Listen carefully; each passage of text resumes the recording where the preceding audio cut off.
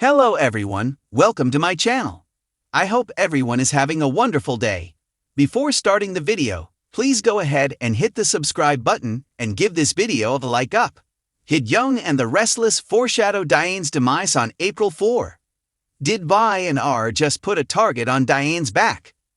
Something felt off on the April 4 episode of Young and the Restless, and no, it wasn't just the vibes at GCAC.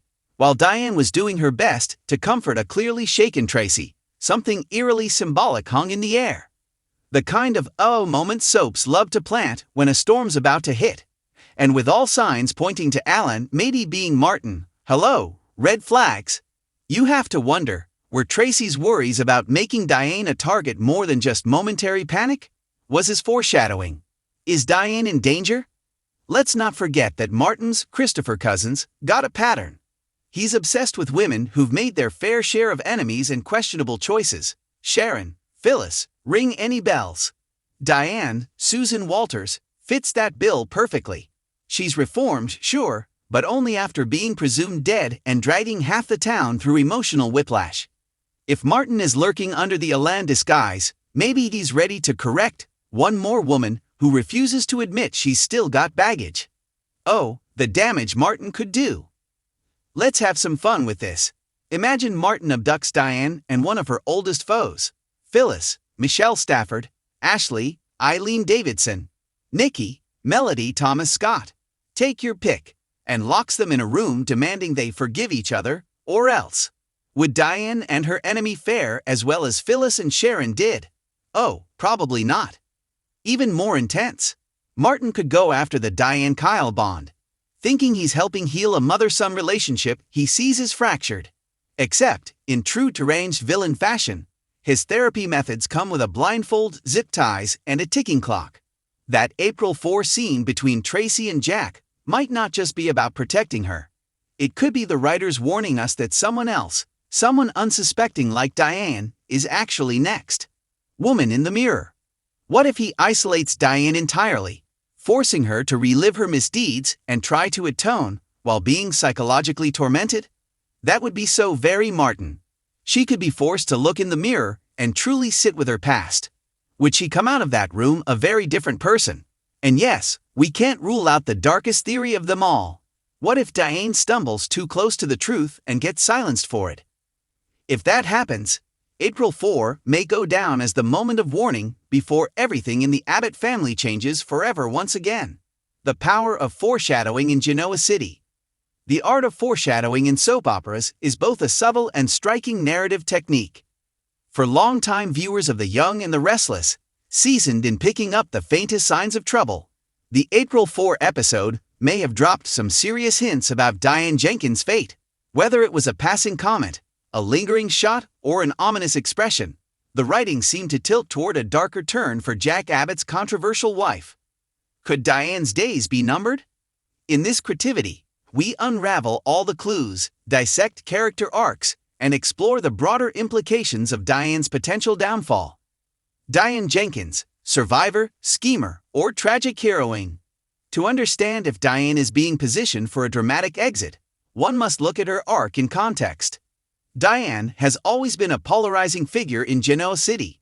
She re-emerged from the dead, literally, and has since been on a bumpy path to redemption. Her relationship with Jack, her tension with Phyllis, and her lingering mistrust with much of the Abbott family make her one of the most complex characters on the canvas.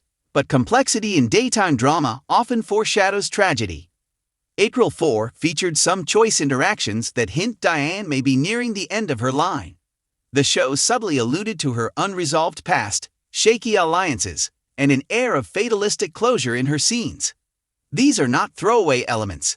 They are cues. Scene analysis. April 4's tension-loaded moments. 1. The conversation with Kyle. Diane's exchange with her son Kyle stood out for its emotional weight. She spoke about the past with a surprising amount of nostalgia, even referencing her regrets and how she wished things could be different. Kyle's concerned expression, combined with Diane's vulnerable tone, felt like a goodbye letter wrapped in dialogue. It was an unusually reflective moment for Diane, known for her calculated composure. 2. Jack's protective desperation. Jack, sensing Diane's recent isolation and growing stress, went on the defensive. He vowed to protect her from anything. A line we've heard before, usually right before disaster strikes. The intensity of his promise, paired with a romantic flashback, perhaps the most symbolic scene, came late in the episode. Diane standing alone in the Abbott mansion, looking out the window as a thunderstorm rolled in. She clutched an old photograph and whispered something inaudible. The camera lingered. The music turned somber. This visual language screamed tragedy. The build-up, storylines that point to an exit. Diane versus Phyllis, the rivalry reignited. Though there was a cooling-off period, Diane and Phyllis have returned to being adversaries in the most visceral way. Recent episodes showed Phyllis gaining traction and influence, both socially and professionally. Could this be the setup for Diane's fall and Phyllis' rise? If the writers are playing with balance, Diane's demise could be Phyllis' redemption arc. The Alan/Aristotle plot intertwines. A key component that may seem separate, but is intrinsically linked, is the Aristotle-Dewis mystery. Alan's suspicious behavior and Traci's concerns have put everyone on high alert. Diane, having unknowingly interacted with Alan, could be a wild card in the larger scam. Her connection might make her a threat, one someone is willing to eliminate. Ashley and Tucker's brewing storm. Tucker McCall's return and his twisted hold over Ashley could indirectly affect Diane. With Tucker pushing boundaries and Ashley unraveling, someone like Diane becomes either a scapegoat or collateral damage. Chaos is the perfect cover for a dramatic takedown. The literary foil, Diane as Cassandra. In literary terms, Diane increasingly resembles Cassandra, the figure who saw doom coming but was never believed. Her warnings about various characters, particularly about Phyllis and Alan, have fallen on deaf ears. This repetition often marks a character destined to be vindicated only posthumously. Diane's arc has taken on mythic proportions. She's been reborn, she's tried to reform, and now she may become a martyr of truth. Behind-the-scenes clues. It's not just in the script. Soap operas often signal exits through subtle changes. Beth Maitland, Traci, and Peter Bergman, Jack, have recently had expanded screen time. Diane's actress, Susan Walters, has been absent from recent promotional material, which fans have noticed. This could be coincidence, or it could be the calm before the narrative storm. Fan theories and reactions. Fans have been buzzing since the April 4 episode aired. Social media lit up with speculation. Some theories include, Diane is not actually going to die, but fake her death to escape Alan's reach.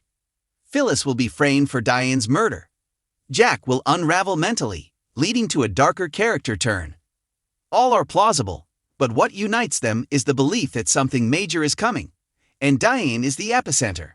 If Diane dies, the fallout. Jack Abbott. Jack will be devastated. This could lead to a breakdown or a dangerous obsession with revenge. It could shift the Abbott storyline from business drama to personal vendetta. Kyle Abbott. Losing his mother would destabilize Kyle. He might blame Jack, Phyllis, or even himself. A grief-fueled Kyle could become reckless, threatening his position at Abbott and his relationship with Summer. Phyllis Summers. If implicated, Phyllis might go to war with the Abbotts. Even if she's innocent, the stigma would reignite old rivalries. Traci and Ashley. Both women would react differently. Traci might seek truth and justice. Ashley, in her unstable state, could take matters into her own hands. Alternative possibilities. To be fair, foreshadowing can sometimes be a red herring.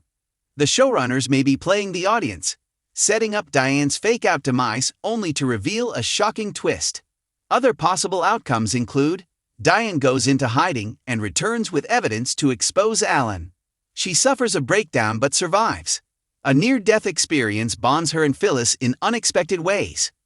Final thoughts. Was April 4 the beginning of the end?